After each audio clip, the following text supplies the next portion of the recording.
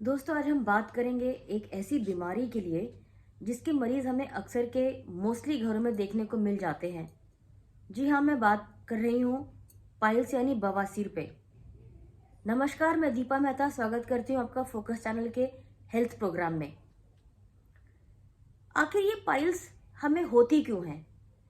और ये अक्सर के हमने सुना है कि घर में ही देखा है, क्योंकि लोग तो इसके ऊपर बात करने में बहुत शर्माते हैं, बहुत झिझकते हैं अभी भी।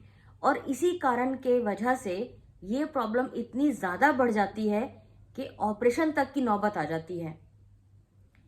पाइल्स का जो सबसे मुख्य कारण है वो बताया गया है कब्ज, कॉन्स्टिपेशन, जो हमारे को खाने पीने की वजह से ही। अब देखिए, ये भी एक लाइफस्टाइल डिजीज ही है। अगर हमारे लाइफस्टाइल का खान पान ठीक नहीं है तो हमें किस किस तरह की बीमारियां हो जाती हैं। उसी में से एक है पाइल्स यानी बवासीर। पाइल्स का सबसे बड़ा कारण है कब्ज, और ये कब्ज की वजह से कैसे होती है ये मैं आपको बताती हूँ।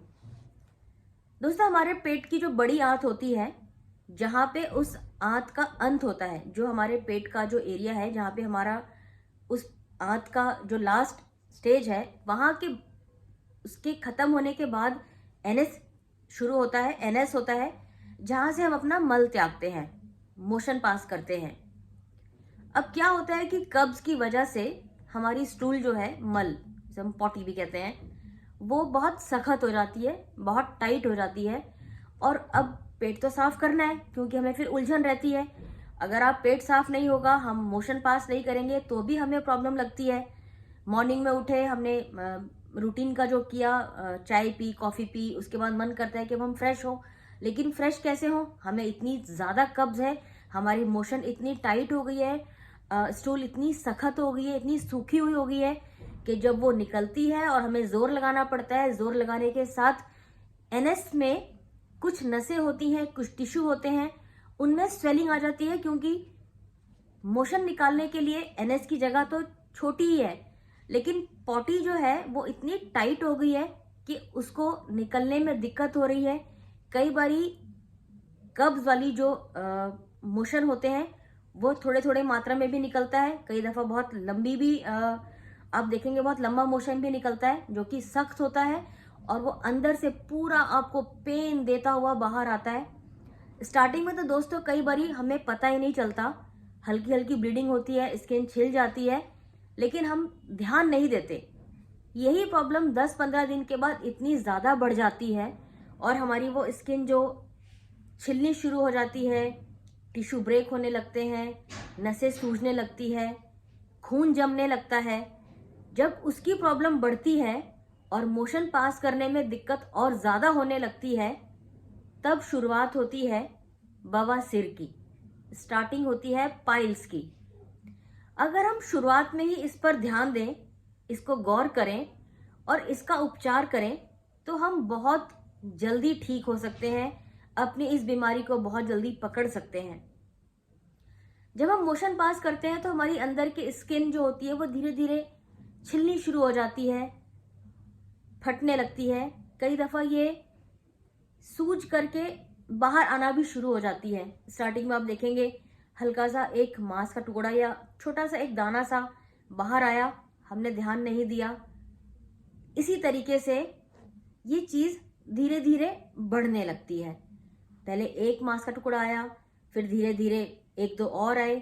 कई दफा देखेंगे आप बहुत ज्यादा गुच्छे के रूप में भी ये बन जाते हैं। अच्छा, अब इसमें होता क्या है कि कई दफा तो हमें ये थोड़ी प्रॉब्लम देते हैं, चुभन होती है। स्टार्टिंग में आप देखेंगे, बिल्कुल स्टार्टिंग में जब होगा ना, आपको जब कॉन्स्टिपेशन होता है, आपका मोशन बहुत टाइट आ रहा होता है, जब आप क्लीन हो जाते हैं तो आप थोड़ी देर में देखेंगे आपको इचिंग हो रही है, हल्की हल्की खुजली हो रही है। आपने कुछ क्रीम या तेल वेल लगाया और या फिर अपने आप भी नॉर्मल हो गया। लेकिन ये हमेशा नहीं हो जाता ऐसे नॉर्मल, यही धीरे धीरे बढ़ के स्किन कटने लगती है, गुच्छे बनने लगते हैं, छोटे छोटे दाने से निकल के बाहर आ जाते हैं। कई दफा पॉटी करने के बाद, पॉटी करने के साथ ही ये गुच्छे जो होते हैं ये बाहर आ जाते हैं। कई दफा इसको हाथ से प्रेस करेंगे तो ये अंदर चले जाते हैं और प्रॉब्लम नहीं होती। लेकिन एक वक्त ऐसा भी आता है कि ये अंदर जाने बंद हो जाते हैं। ऐसे में फिर हमें ऑपरेशन करना पड़ता है। ये मरीज की बिल्कुल लास्ट स्टेज होती है कि इसके बाद अब वो कोई ट्रीटमेंट बचा नहीं है ऑपरेशन के अलावा। तो हम लोग कई दफ़ा कहते हैं कि पाइल्स दो तरह की होती है, एक अंदरूनी पाइल्स और एक बाहरी पाइल्स।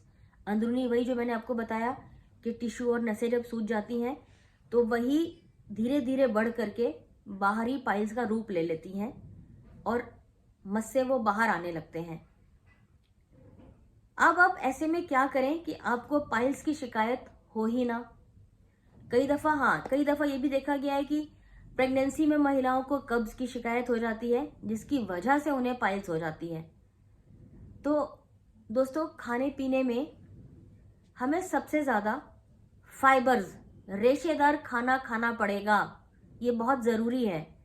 आपको रेशेदार सब्जी, रेशेदार फल, मिक्स आटे की रोटी, मोटे अनाज, दाल, ये सब आपको अपनी डाइट में शामिल करना पड़ेगा। नॉनवेज हमारे अंदर धीरे से देर से पचता है, इसलिए इसको हो सके तो अवॉइड करें, कुछ टाइम तक लें, कम मात्रा में लें। मसालेदार सब्जियों से दूर रहें।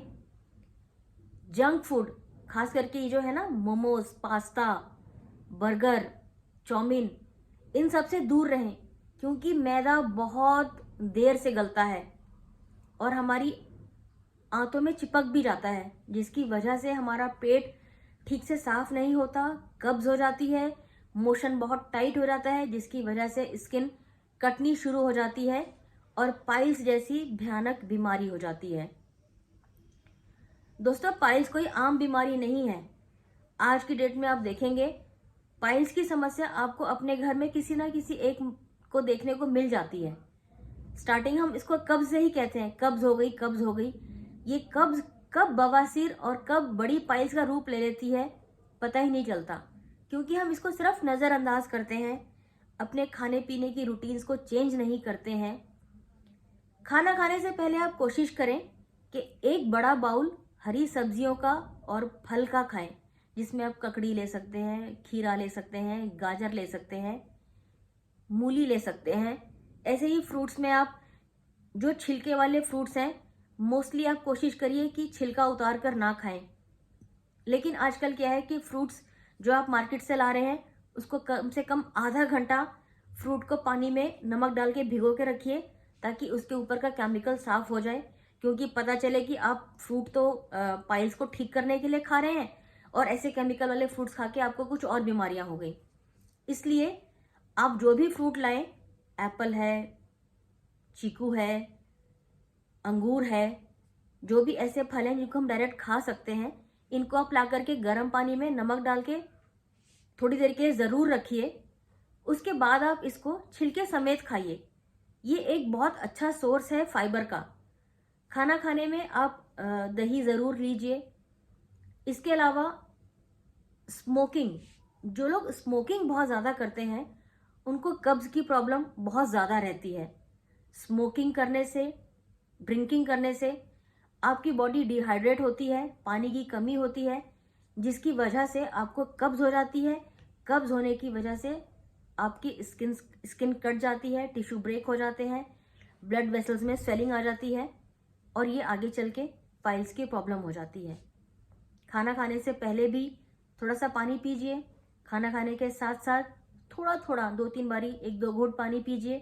खाना खाने के तुरंत बाद पानी मत पीजिए, क्योंकि ये जो लोग खाना खाने के तुरंत बाद पानी पीते हैं उनको खाना पचाने में फिर दोबारा दिक्कत होती है। इसीलिए खाना खाने के कम से कम आधे पौने घंटे बाद आप पानी पीजिए। आप देखेंगे आपका खाना बहुत बेहतर तरीके से पचेगा और सुबह आप बहुत अच्छे से फ्रेश होंगे।